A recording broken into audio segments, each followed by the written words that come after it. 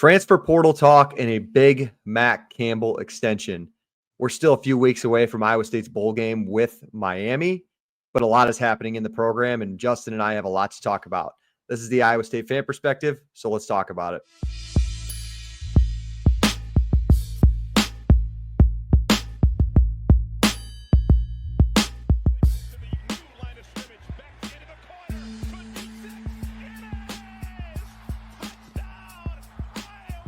Snaps good, holds good, kick on the way by Conradi, end over end, and it is good! Kyle Conradi hit a 54-yard field goal, and Iowa State leads it 20-19!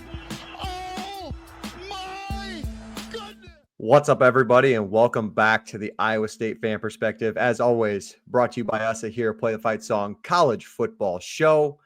Feel free to subscribe, like the video, and comment down below your thoughts as Iowa State is heating up before its Pop-Tart Bowl here in a couple of weeks.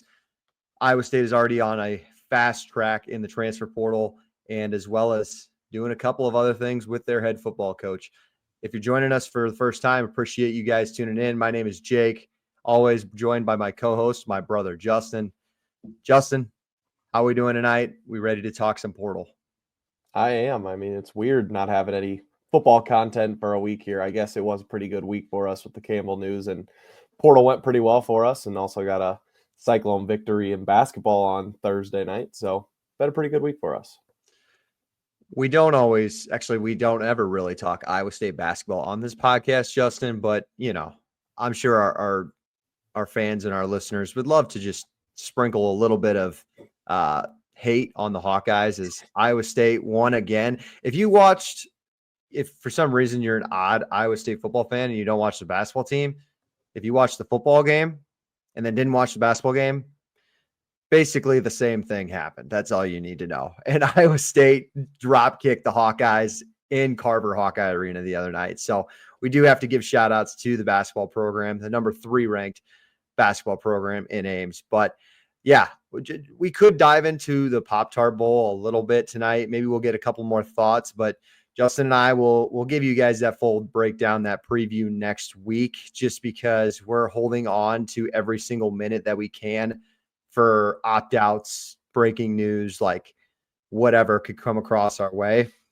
Wait, as of right now, recording this Sunday night, December 15th, Cam Ward is playing. I think that is all you need to know at this point. If you're a Cyclone fan, that's, a little intimidating as he's a Heisman finalist, but also very exciting because you do want the best players to play. Before we dive into everything tonight, we are always partnered by our friends at No Rivals, shopnorivals.com. Use the code PTFS. We don't have a score prediction for you guys this week, but we will get back to that next week if you do it every single week. Justin, I think we got to lead it off, right? Iowa State on a good fast track to the portal, but the biggest win since the Big 12 championship is you retained our guy. We get knock on wood. There's a lot to live in this life. There are so many years ahead of us, Justin, but we are another re-sign to leading to thinking we maybe have our Bill Snyder, our Kirk Ferentz. Whether you like that or not, I think I'm absolutely ecstatic. Matt Campbell signs an 8-year contract extension through 2032. Justin, what were your initial thoughts when you saw the contract extension for Coach Campbell? I was pretty pumped. I mean, I've obviously shared my love for Campbell on this podcast. One of the main reasons I'm so into Iowa State football is just I love that guy as a coach. And whenever he's the coach of our program, I mean, it just gives me hope, and it should give the fan base hope as a whole, because just everything that he's done for Iowa State over the years that the last 9 seasons that he's been here. I was going to ask you, when was his last contract extension that he signed? Was it 2020? Yeah, I want to say 2020 or 2021. Now, 21 was disappointing, but part of me feels like they gave him a contract extension after that class left of Brees and Brock, and people were wondering or maybe worried that he was going to go off somewhere after he had that awesome class. It was one or the other. So it's obviously been a couple of years. Terrible day for that guy over in Athens, Ohio, who said Campbell was on the Hot seat. hot seat Campbell. While it's funny to say, it's just, not true. But he did. He basically got Campbell an 8-year contract extension because the football team hasn't looked back since that horrendous loss in Athens. I can't believe that's 2 years ago now. We've won a lot of games since that day, and honestly, I don't think Iowa State Cyclone Nation as a whole has made a big enough deal about this contract extension. I know it was picked up nationally by a lot of people, CBS, ESPN, a lot of people like that were talking about it, but like I feel like since 2020, and then we had that down year in 22 and 21, kind of people were kind of waiting. They were like, Campbell's going to have another good year, get Iowa State back to a Big 12 championship, maybe win a Big 12 championship, and then he'll probably leave. But I think this kind of shuts down all of that talk because they had the 10-win season this year. They make it back to Dallas, and then the rumors come right back with the North Carolina stuff. Obviously, they got their guy Belichick, but Campbell was right back in those rumors. And if this extension wouldn't have happened, that wasn't going to stop. And if hopefully they have another good season next year, they're only going to heat up even more, especially as jobs start to open. And I don't know why other teams wouldn't want this guy. I'm sure teams will still try to come after him, but absolutely having a fresh 8-year contract and all that just sits well with me, should sit well with the fans, and I'm sure sits well with recruits too. And you can see that with the transfer portal this week, as right after that extension, that good things started to happen for us. Well said. It makes me laugh, man. Like the biggest contract extension for Matt Campbell's career so far basically came off him turning down a job that Bill Belichick took. Like from all accounts, like UNC wanted Campbell from what I heard, and Campbell really didn't want anything to do with them, and they went with the greatest NFL coach of all time.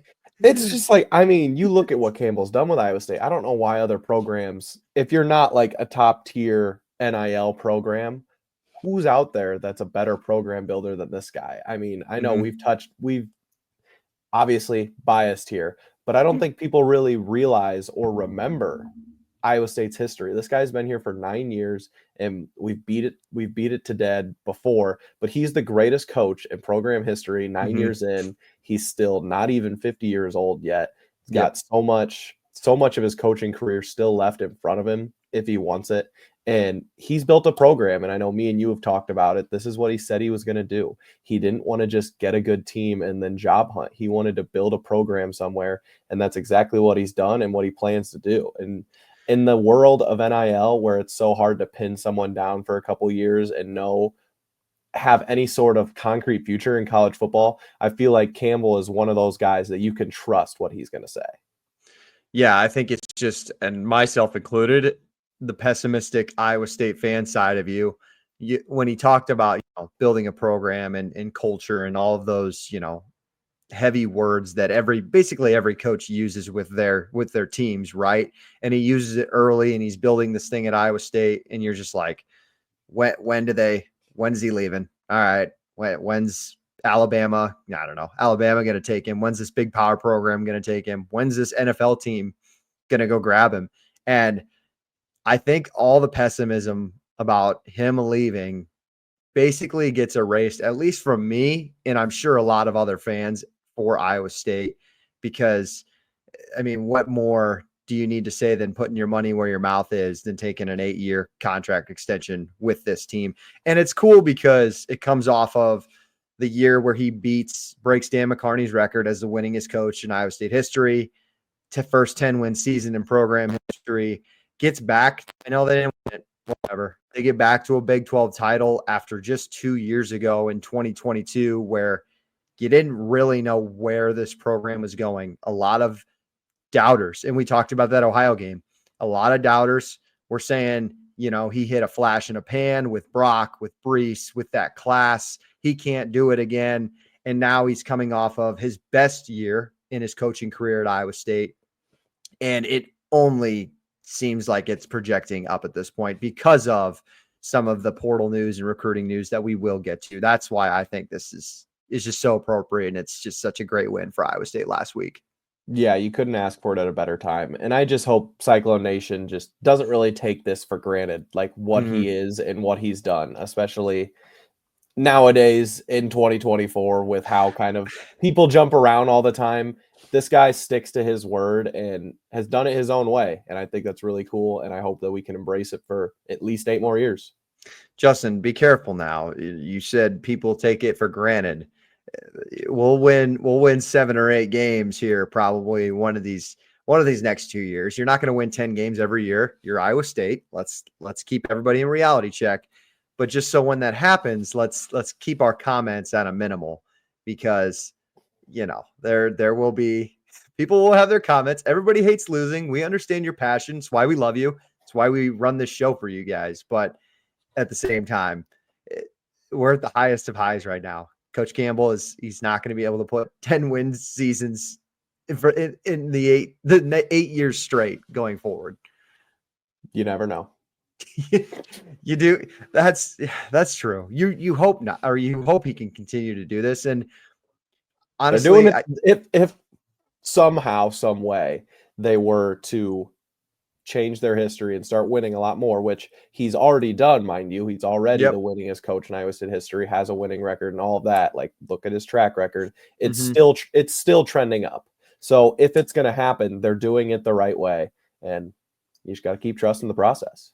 You're doing it the right way, and I should watch my mouth, because this team will have a chance to win 9 or 10 games every year going forward, at least right now with how the Big 12 is landscaped. If the Big 12 remains the same, at what it is right now, you don't play Texas, you don't play Oklahoma. I mean, that's just 2 more opportunities to basically play teams that you're on an even level playing field.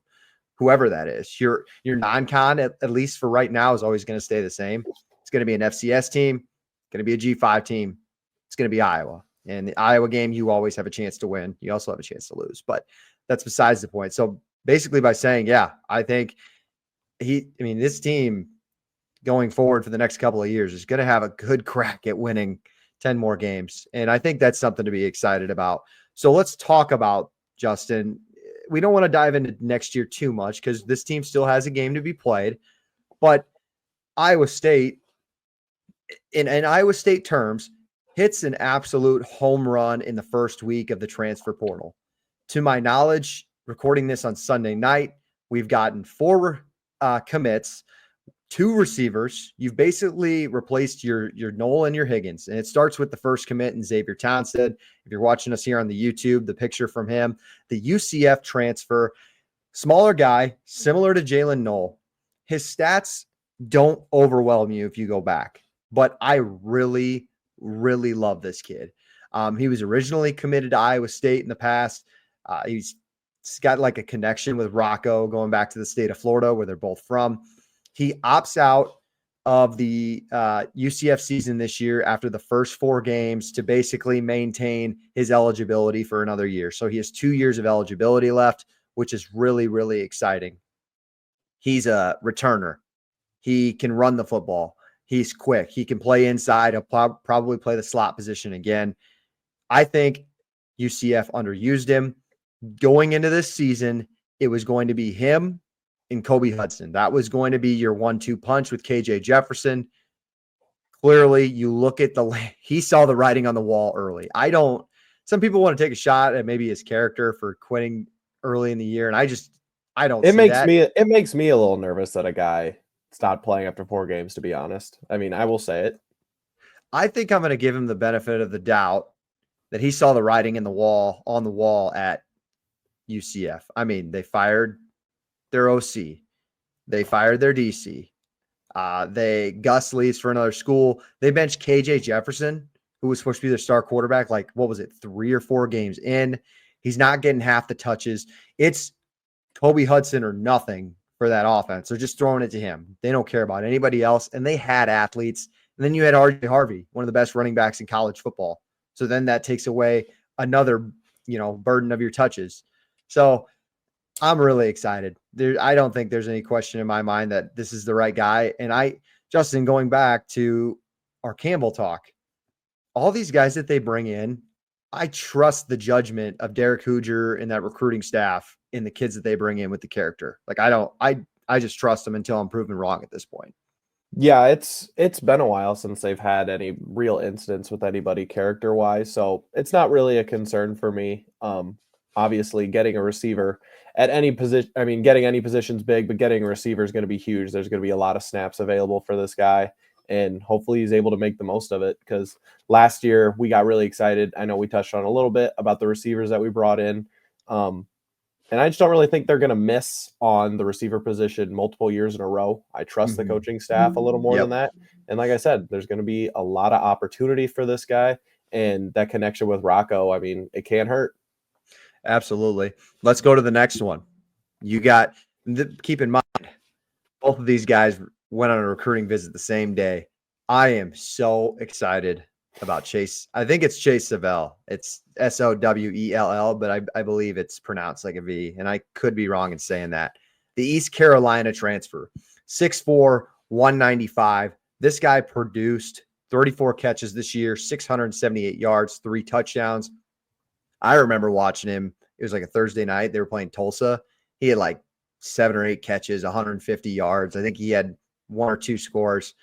I think he's got that playmaking ability of a Jaden Higgins. So you've now replaced Jaden Higgins. You've now replaced Jalen Knoll. Granted, those two guys were special, 1,000-yard receivers for a reason, right? Yeah, I mean, I don't want to. I want to get excited about these guys here, but like we got to respect kind of what Higgins and Knoll were to the program the last couple of years. But isn't it kind of funny, like how much these two guys fit right into the role of what Higgins and Knoll were for us in the offense last year? I think, I think clearly that was the mission of the recruiting staff. As soon as the championship game ended, they're like, they know. I mean, it's no secret, right? Nolan Higgins was 75% of your offense this year. And how are you going to replace it? You have your quarterback. Now, how are you going to help him and replenish those weapons? He's the 13th ranked wide receiver in the portal. This is a 4-star transfer prospect.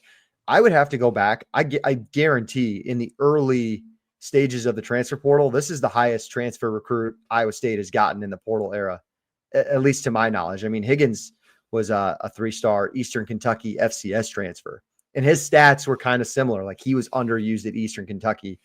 East Carolina went through a coaching change halfway through the year, changed quarterbacks a couple of times, and Savell was still solid. Town said, I think he's got potential.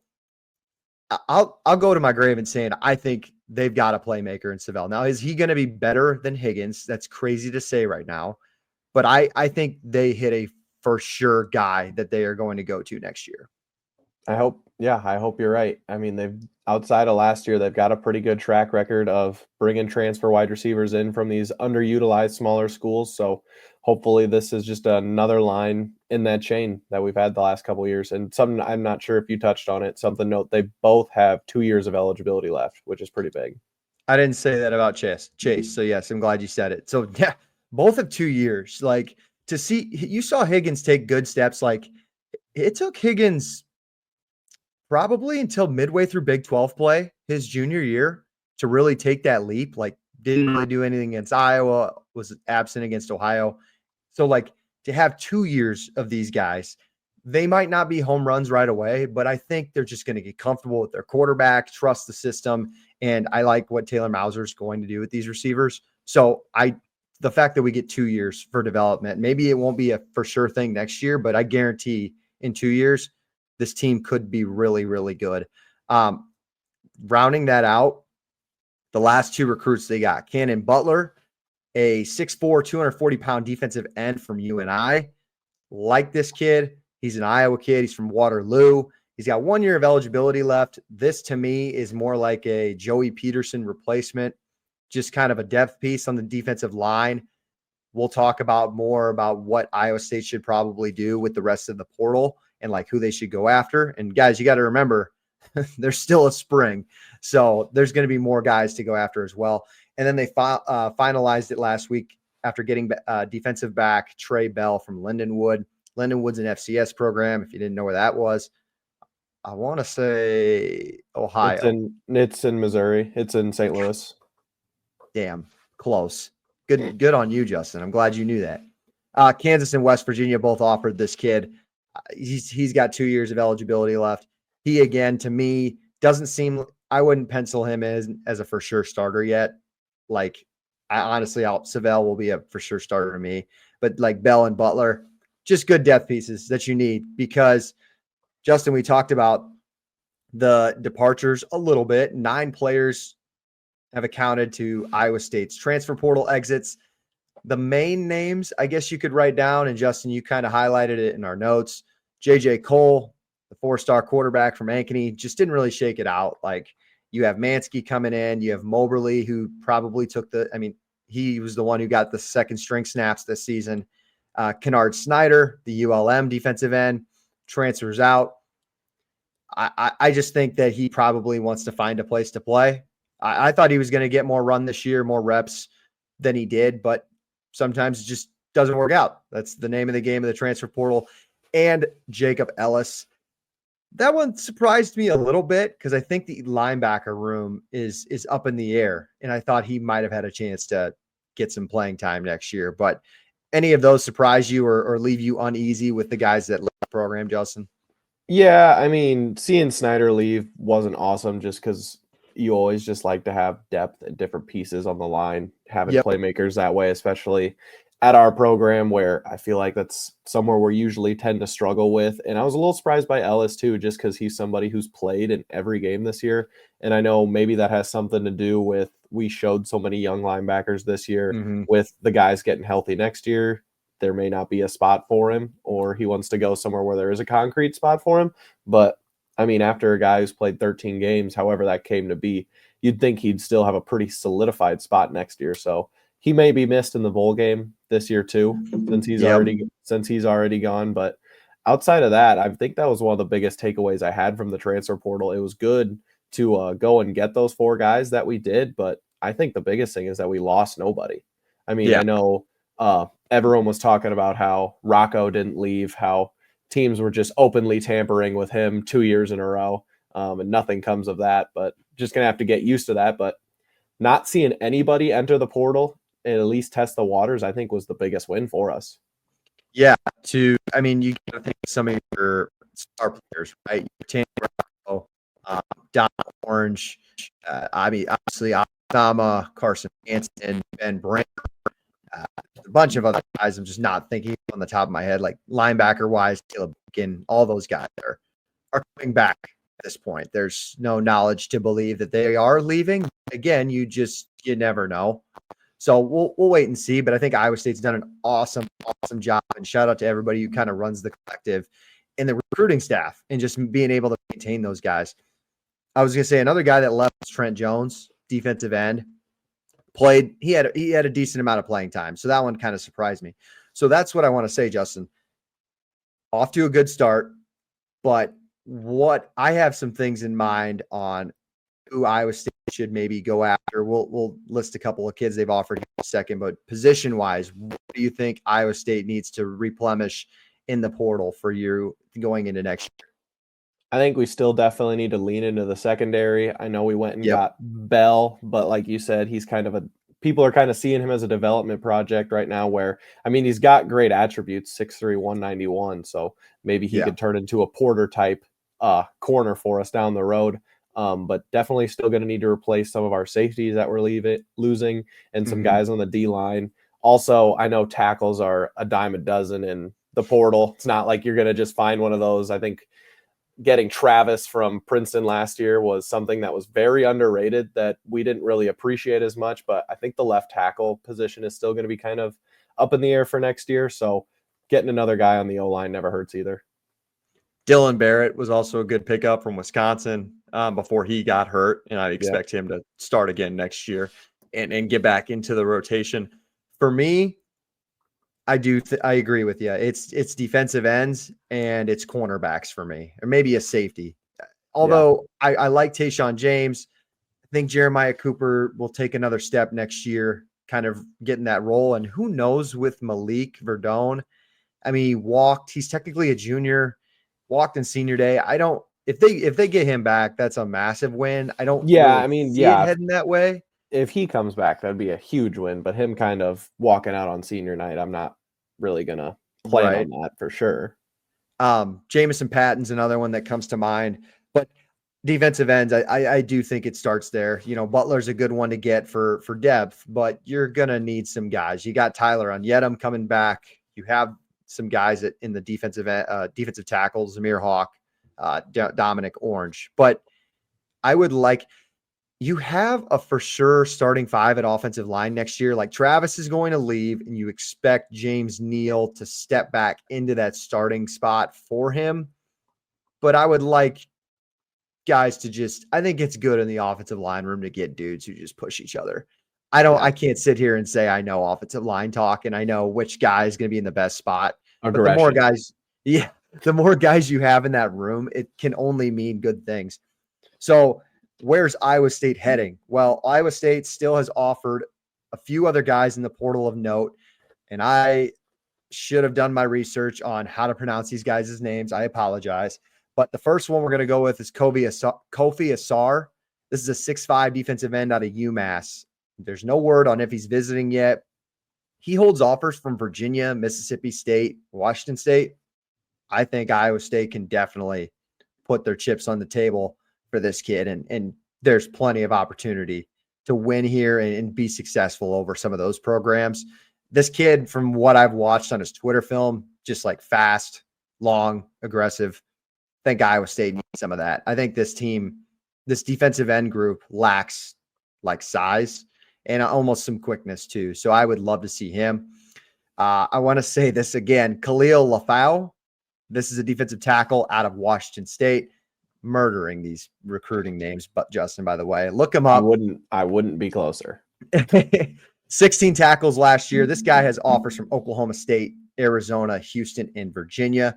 Riley Wilson. This is a linebacker from Montana.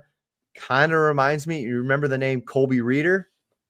Delaware linebacker, stepped in that 2022 season. He was a nice piece that Iowa State had in that crappy year. I kind of see the same in this kid. He would be an awesome piece to replace some of the guys you left, like him, McLaughlin, Bacon. I'm probably even missing like Bo Goodwin. Just that's a really solid linebacker core if you could add him. And the last one I want to say is Ryan Schrader. This is a freshman all-conference corner from Miami of Ohio. This is like the best guy left out of the guys you've gone after so far. Dude holds numerous Power 5 offers. And to get him would be awesome. He's got many years of eligibility left. This guy could be a starter next year. I have no idea. I couldn't get anything on him, like if he's made a visit to anyone yet. But this kid, this Ryan Schrader, look him up. This is the guy you want to go after if you're a Cyclone fan right now. Yeah, that's kind of all I got on the portal stuff, Justin. Other Big 12 portal news to highlight: Connor Wigman, Texas A&M quarterback, heading to Houston. Texas Tech has been really aggressive. Like they are spending their money right now. They have a ton of dudes coming in. Do we get Chandler Morris back into the Big 12? I believe he took a visit from Oklahoma State. That would be. Isn't Alan Bowman coming back? No, Alan Bowman's not coming back. I saw maybe I got duped on Twitter. That's very possible. That's very possible. Did you see I got duped by KJ Jefferson last week? What happened? Somebody made a fake KJ Jefferson profile and said he was going back to Arkansas, and I retweeted it. I got a little excited. I retweeted it. Yeah, I fell for it. But Chandler Morris back to Oklahoma State would be hilarious. Absolutely hilarious. You want to talk about this kid, gunslinger, turnover prone, new offensive coordinator at Oklahoma State, throw him in Gundy's offense. Yeah, I'm sure that won't be a disaster whatsoever. And then this one, I have to give credit where it's due. Devin Dampier, New Mexico quarterback, going to Utah. I hate it and love it so much at the same time because I love that kid. And I think Utah got an absolute slam dunk, and they finally got a quarterback who's like a playmaker and not an absolute injury-prone stick. Like they're going for a hard reset up there. Rising's going to be gone. I saw Isaac Wilson's entering the portal. So they're going for a pretty hard reset up there. So don't expect them to be down as bad as they were this year. No, I completely agree. And it's kind of fun to see some of these Big 12 teams make aggressive moves in this league. I just think you get guys like Wigman and Dampier, it just makes the league more fun. And Jalen Daniels also coming back next year too. It's gonna be a So competitive league. it will. And if you we'll do that on another episode, but like if you go through the entire Big 12 quarterbacks next year, it's gonna be solid. Like It's kind of what we were saying going into this year too. And I felt like I think with Rocco not necessarily playing up to the hype, Avery Johnson not necessarily playing as good. Uh what's his name out in Utah going down, yes. Bowman not playing any good, but Yep. Roy Robertson played really well. I mean, I guess West Virginia, they had to switch up there, but backup came in, played pretty well. Nico. I like Nico. I hope he plays for Rich Rod and stays next year. Yeah. That's perfectly well said. Because I was going to say that too. Like we talked about going in the year, the Big 12 had a lot of good veteran quarterbacks, and they all just kind of crapped the bed. Like Jalen Daniels was horrendous the first 6 games of the year. Fafita was terrible. Bowman and Rising were just 2 old guys you thought you could rely on that were terrible. And it was more like the surprises, like a Sam Levitt. Yeah, like that's kind of how Levitt came in and took over, because everyone else kind of regressed a little bit. In which it's funny, right? Because the quarterbacks kind of represent the team in the preseason rankings. But if you made me make a list, I would have put Levitt, Roberson, and Jake Retzlaff as the 3 worst quarterbacks in the league, and they finished top 5. No question. But that's gonna be the Big 12 moving forward, though. It's not gonna, like how everyone was painting Utah and Oklahoma State as like these teams to beat. We're not really gonna have like, I don't think, a team that's gonna stay at the top every single year. Correct. And it's gonna be something that you're gonna have to go out and win. So like getting fresh guys in there and having like the same coaching staff over and over and being able to take the shots when you can is gonna be huge. I think, Justin, that it's like the most exciting for me. I think it's the most exciting thing heading into the offseason is just the challenge that will be covering the Big 12 in the preseason. Clearly, everyone overestimated some teams and just murdered their prediction, but like it just gives you got to be more willing to think of the 16th seed next year as potentially being a team that could win the league, because clearly this year it proved that it could happen. So you're going to have to study everybody if you really care about the league and if you care about Iowa State, because every game is going to be interesting.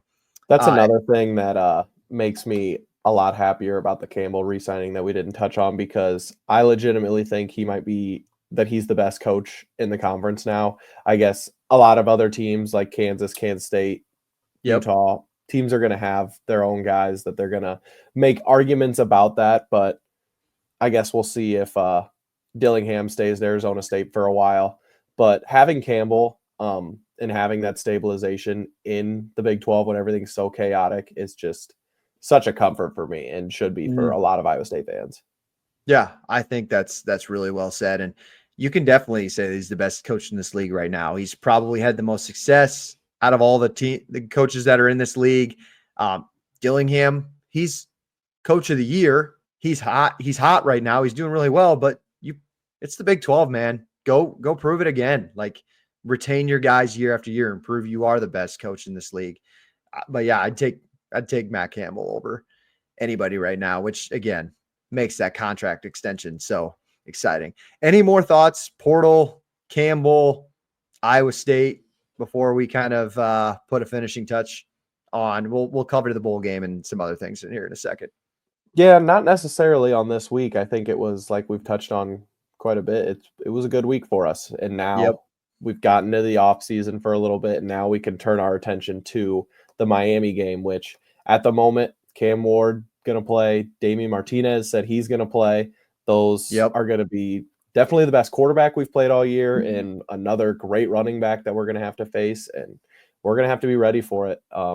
It's a really big game. I know as far as the bowl games go, not too many people talk about any of the bowl games, but the Pop-Tart Bowl does a really good job of marketing with all the fun stuff that they do. So there's going to be a lot of eyes on Iowa State. So I'm really excited for that opportunity. Did you see the stuff about the Pop-Tart Bowl trophy that came out tonight?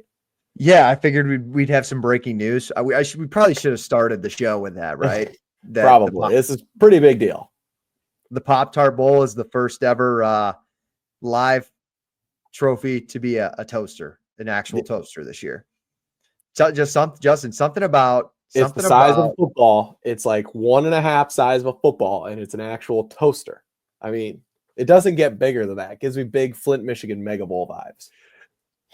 The thought of Matt Campbell eating a toasted, he's got to be a brown sugar guy. I was gonna say, what kind of flavor do you think he is? You think he's a brown sugar? You think he just goes the basic strawberry? A nice toasted brown sugar Pop-Tart. Just celebrating. And he's got the mascot behind him. Confetti's coming down. You just beat Mario Cristobal for the second time. You couldn't think of a better December 28th. That would be a great way to cap off Christmas. But we don't have the score predictions in this week's episode, but let's hear everyone's favorite Pop-Tart flavor down in the comment. Let's get a little Pop-Tart chain going. Awesome lead into our next segment, Justin. Our Pop-Tart segment is brought to you by our friends at No Rivals. ShopNoRivals.com. Comment your favorite Pop-Tart. I don't know. We're not going to give you a free hat for commenting your favorite Pop-Tart, but we do want to know. We're pretty interested. Justin, I don't remember the last time I've had a Pop-Tart, to be honest. Do you have a favorite? I am a huge Pop-Tart fan, and I love toasting them too. It's just it's a game changer. I don't eat them as much anymore. I'm on a little bit of a diet right now, so the Pop-Tarts haven't really been fitting in there. But I'll be damned if we don't dip the 75 hard 28th. Are you kidding? Did the Pop-Tarts not make it into the 75 hard? That's not in the rules.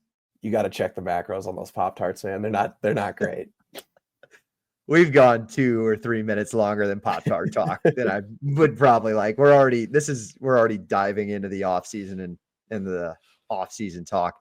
I just Googled, by the way, or I looked on Twitter while we were chatting Pop-Tarts. I searched Xavier Restrepo. If you want to find out if a dude's playing, just look up their name on Twitter. It's pretty much going to be accurate. And I didn't find a single thing. I didn't say a single thing whether he's going to the draft. Didn't say if he's going to play. He hasn't said a single word about it. For those who don't know, this is one of the best wide receivers in all of college football for Miami as well. So look out for some of those names. Damian Martinez, Cam Ward, Xavier Restrepo. I would guess they will make a final decision on if they're playing this week. We'll wait and see. They can back out the day of if they really wanted to, but that would be my guess. The line, Justin, at this point is Miami -3.5. Iowa State did open as a 1.5. Yeah, we opened as a favorite when we did our podcast last Sunday, but as the news came out about everyone in Miami who was going to be playing, it has shifted towards them, which is fair. Yep. Like we said, Cam Ward's going to be a handful for us. So is Martinez. So hopefully Iowa State comes to play. I want those guys to play just because I know the one big bowl game win that we had was Oregon in 2020. It just kind of sucked because that was like a COVID year and there was just a lot of excuses with stuff like that. I want us to go out and win an actual meaningful big time bowl game that has everybody involved. That's got dudes playing. Yeah, I would completely agree. And honestly, I would want to see this team respond after just getting slapped around by Memphis last year. Like absolutely. If you want to knock showed in the first half last year. If there's a knock on Coach Campbell, it's that he's been pretty bad in bowl games. Does it matter or not? Not really. But like, if you want to celebrate a bowl win and be proud of it as a fan, you want your coach to be better. So that being said, here's some other games to highlight as bowl season gets started for us here soon. Tuesday night, West Virginia takes on Memphis under not new head coach Rich Rod, but the Rich Rod era basically has started. I'm kind of scrolling through here, Justin. Texas Tech, Arkansas is the Liberty Bowl. We'll see there. Arkansas has had like 20 dudes jump in the portal. Iowa State, Miami, also clearly 0-1 against the Big 12 this year. Good call. Justin, predictions on, we'll probably do this on the live show, but predictions on BYU, Colorado. Quick reaction, quick prediction. If Hunter and Sanders are going to play the whole game, I like Colorado. What would you have to guess that line would be right now? It's a Big 12 game. Keep in mind. Colorado 2.5. 3. Yeah. Any Big 12 game, you can just any good Big 12 game, you can basically classify it. It's gonna be a 3-point spread. I feel It's like so hard to predict some of these bowl games too, because that also feels like it felt like Colorado's crowning moment was last night with Hunter winning the Heisman, and that just feels like a game that BYU could have a whole month to prepare for, and they're going to come out swinging. So it's hard. It's hard to say. New Year's Eve, Baylor takes on LSU, and LSU will have Garrett Nussmeier playing as he's coming back for another year. So that one, that's going to be fun. I'm actually excited for that one. I think both teams are going to have a good amount of dudes playing. But let's talk about the last one, Justin. This is what we'll end the pod on. What are your thoughts on Arizona State? How should they represent the Big 12? How important is this game versus, let's not assume things. It's college football. They're either going to play Arizona State or Texas, they're either going to play Clemson or Texas. How does Arizona State need to represent the Big 12 in that game? Do they got to go out and win it? Does it have to be close? No, because I don't think they have to go out and win it, because if it is Texas that they're going to play, the spread's going to be double digits, which personally I think is a little ridiculous in a year of college football where parity's never been higher and there's only one team that's undefeated right now. Everyone's always said this year that who knows who the best teams in the country are. I think the really high spreads is kind of crazy, and it has to do with just people looking at rosters when the rosters don't really matter clearly this year. Everyone's got flaws and been losing a lot of games. And I think the way that Arizona State plays with the aggressive style of pounding the rock and playing tough defense, and even Sam Leavitt, who can run the ball a little bit, I think that's going to travel. I think that's going to be something that carries over even with nerves, because if you're nervous, just run hard, block hard. Cam Scatterbo does a decent job of doing that. Cam Scatterbo, as good as he was in the Big 12 championship, I still think is a little underrated nationally. So I think they're going to play whoever they play. I think they'll play him close. And I think that's all you can really ask for. You don't really want a situation where, I don't think Clemson would come in and blow out Arizona State by any means. I think if Clemson won, I'd actually take Arizona State to win that game. But say they are playing Texas, I think they've got a good shot of competing in that game. Texas has shown that their offense isn't as good as everybody thinks, and I think Arizona State could make some noise in the playoff. I mean, it's the first year with a 12 team. You never know what's going to happen. I think it's a perfect situation for a team like Arizona State in the Big 12 this year to go and surprise some people. I don't want to be that guy, but even if they play Texas, I think they got to win.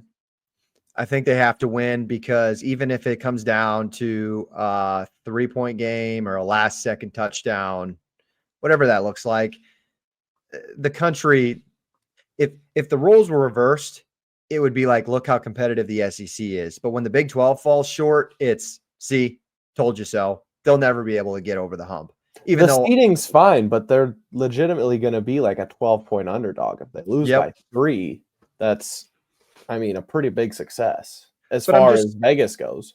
But I'm just saying, like, going forward into next year and to the years to come, when this 12 team turns into maybe a 16 team or whatever that looks like Arizona State's playing for a lot more than maybe just themselves. It feels like they're representing an entire conference and trying to fight for the battle of maybe multiple bids next year, because I think there's a BYU team that feels like they got snubbed a little bit. I know the national media and a lot of college football fans don't think so. They think they weren't good enough to get in. That's fine, even though I think their resume was just as good as SMU, or I don't know. Well, that's besides the point. So I just think that this Arizona State game is huge. We'll cover that a lot more in our live show, Play the Fight Song, probably in 2 or 3 weeks. But it's just some quick thoughts. And I am really, even though they just slapped Iowa State, I'm really pulling for Arizona State to do as best as they can in this 12 team. Especially if it could be a win over Texas too, after they just left. How sweet would that be? I think I would, if Arizona State plays Texas, it might be the first time I've cheered really hard for a team outside of Iowa State, like in college football. Like, I've placed bets, but like, I don't think I'll cheer for his team as much as I will be rooting for Arizona State playing Texas. That's fair. I'll be rooting for a lot of underdogs out there. I'm financially invested in SMU and Tennessee, so I would like to see them win. I'd like to see Genty and Boise State pull off an upset. Yep. I just think everyone wanted the 12-team playoff because of more parity and more upsets, and now you've got these huge spreads. And everyone's like, "Oh, all the big brands are going to roll." I mean, maybe, but if you give them a chance, I'm at least going to root for the upsets. My favorite saying: "Let's play the games. Let's put the ball on the turf and let's just play the actual games." All right. Good show. Went 45 minutes. Didn't know how long we were going to go with Portal Talk, Pop-Tart Talk, and Matt Campbell's contract extension. Justin and I will be back this Wednesday on our live show at Play the Fight Song. Tune into that. Before you head out of here, subscribe to the channel, like the video. If you guys love Iowa State football, if you like college football in general, this is the place to be. We appreciate you guys tuning in each and every single week. We will be back next week. As always, you guys love our game previews and our game reactions, but I think our game previews do about as good as all of our other videos, where we will do our best to give you the best breakdown between Iowa State and the Miami Hurricanes. Another big brand that maybe if you're an Iowa State fan a couple of years ago, you never thought you were going to be playing. But the Iowa State Cyclones have the Canes in Orlando with Pop-Tarts on the line. Appreciate you guys tuning in tonight. My name is Jake. That is Justin. We will see you guys back here next week. As always, like I always send us out, go Cyclones.